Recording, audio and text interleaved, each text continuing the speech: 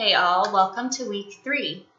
You are doing fabulous work so far, and I'm enjoying reading your thoughts and ideas.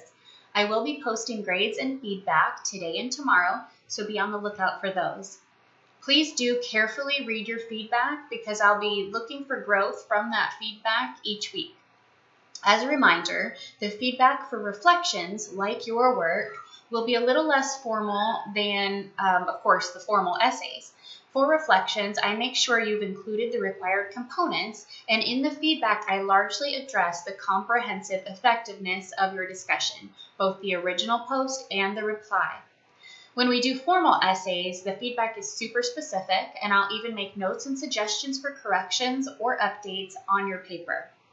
At any time, if you have questions about the feedback, just ask for some clarification, and I will be glad to discuss it in more detail.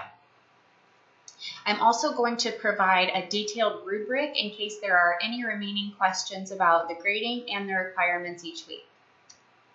So as a reminder, for the next couple of weeks, we will continue to focus on reflections or reflective discussion essays in the discussion board, as we've been doing so far, before we tackle the formal analytical essays, which are also posted as discussions. You can see how important the discussion is to this class. We really rely on it. We really rely on other people's perspectives for our own learning and growth. So we've talked a little bit about this already, but let's explore the purpose of a reflection in greater detail. Again, these are intended to be more personal and less formal in nature than a formal third-person essay, but instead of writing things simply like, I believe this or I think that, your goal is to make deep analytical connections between the stories and the world as you know it. And we all kind of know the world in different ways, don't we? I mean, we see things in different ways, and that's really important. That's really critical to these discussions. So think about history, think about politics, think about racial tensions, think about current events, think about equal rights, human rights. Think about other things you have read, other things you've listened to, other things you've watched in the past, whether they be fiction or nonfiction. Reflections will often also include an aha moment or a light bulb moment when you were reading and something just clicked or connected for you. It made you look within. It made you curious about something. It reminded you of something else, something that's maybe been on your mind or even something long forgotten. As always, focus on critical analysis. Connect ideas together. Dig deeper. Don't submit the first thing that comes to your mind. Brainstorm from that. Write everything down. Make those connections. Let your ideas marinate for a while before you even start writing, or, start writing right away, but keep going on those ideas. Don't just, write and submit as an essay the first thing that you think of.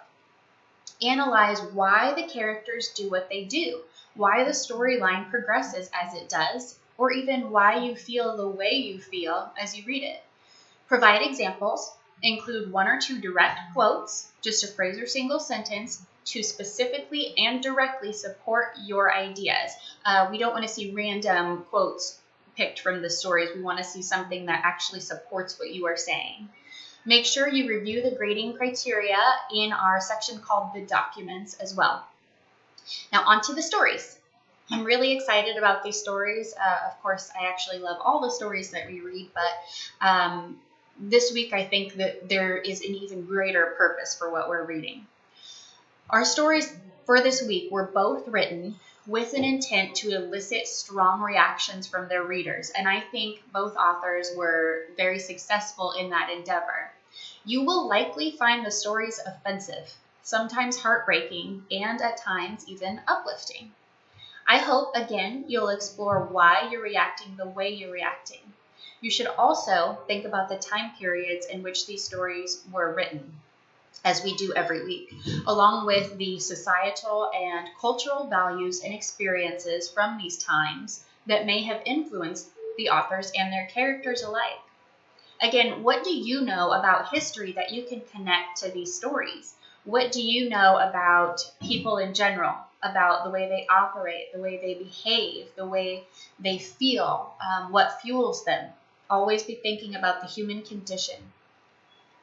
These stories are quite timely this week as we celebrate Martin Luther King Jr.'s achievements and observe the day set aside for his impact on history. Racial inequality is addressed in both stories, but we look in on characters whose experiences seem to be just vastly different, just on completely different spectrums. It's our job to decide how these stories and how these characters ultimately connect. Where is the common ground? What does the human condition bring into these tales? Battle Royal is set in the South in the 1940s, and it tells the tale of a young Black academic who is asked, under false pretenses, to attend an event for elite white men at a local hotel. What happens there is meant to humiliate and shame him, to strip him of his dignity, and he has to make a few distinct choices because of the cruel behavior of others. I want you to think about the choices he has to make along the way as you read. What would you do if you were in his position or if you were in the position of anyone else in that room? How would you react? Would your past experiences come into play? Given that in this time period, for a person of color, true opportunities were rarely given, would it be worth it to you to subject yourself to the treatment our narrator experiences if you could change your life later because of it? Why did anyone ever have to make choices like this? There's so much to explore here, and I want you to be thinking about the realities of American life through the years, not only about the narrator's life or even about the author's life, but the reality of American life throughout the years. In Revelation, we sit in the waiting room of a doctor's office, and we essentially get to people watch as we wait. We meet and get direct insight into the thoughts of a woman who genuinely believes that she's a good person, and who also genuinely believes that God has chosen and blessed her to be essentially better than other people, kind of all other people, really. So to discriminate is her go-to behavior. She discriminates against everyone who is not her. Now, we tend to judge people who judge other people. In fact, we could argue that it's in our nature to judge people for judging people, and perhaps that it's even in our nature to judge from the start. But beyond just addressing the ugly behavior we see in this story, and beyond addressing judgment in general, I want you to think about what may have happened in these characters' lives, including our protagonist, but in all of the characters' lives that make them feel, think, and behave as they do. I want you to briefly explore some things that may or may not be symbolic as well. See what you think. Take the young girl in the story, Mary Grace, for example. Why do you think the author gave her this name? Does it mean anything? Does it represent anything in the story? Or is it just a name chosen at random?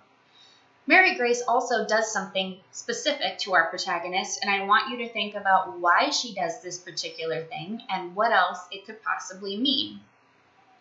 When you're finished reading the stories, please read Flannery O'Connor's thoughts about her own work. Read the notes to help you understand if you have not done so already.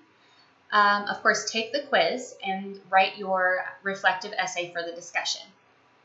Remember, you will respond to one original prompt reflecting on your experience reading both stories this week. Both stories do come into play in all of the prompt choices this week, so it's essential that you've read both, that you understand both, and that you have a personal interpretation, that you know what you individually think about each story. Then you'll reply to a classmate who answered a different prompt. Again, in everything you write, whether it's your original response or your reply, it's essential that you demonstrate your own personal understanding of each story. Please identify somewhere what you're answering as well. As always, please let me know if you have questions, and I will look forward to connecting with you. I am so excited to see what you thought of our stories last week, and I can't wait to hear what you think of these as well. I hope to talk to you soon. Have a great week, everyone.